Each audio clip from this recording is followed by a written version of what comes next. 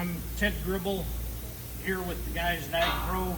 We're going to talk about how to set up the lid on one of these flush valves.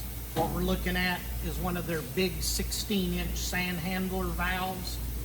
And when you're doing this in the field, normally the floor would be right here and you'd be laying on your stomach doing all this, but I'm in the shop so I get to stand and do it.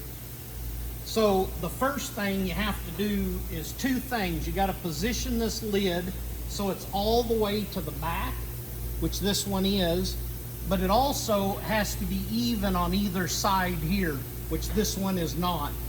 So just looking at it, I'm going to maneuver it around until I think it's about even. Then make sure it's seated all the way back. I will check with this tape measure what the measurements are. It's about 1 inch. This one's about 1 inch. I just want them to be the same on either side.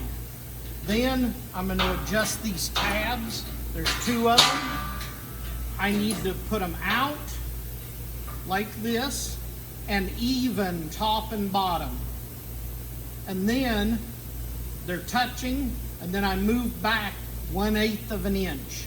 And then I'll use my wrenches and tighten these bolts. I'll repeat on this side. Again, you go out till it touches right here. Then you back up 1/8 of an inch, making sure it's the same here as here. And then you tighten these bolts. Also, notice the position of this tab. It should be just like this, with this finger part, we call it, to the front. Once you adjust them the way I just said, now the lid will move up and down the way it's supposed to. It'll be towards the back, which will seal back here properly. If you don't do that, there'll be extra water comes out the back. So that's how you do it. Should just take a few minutes when you're doing these.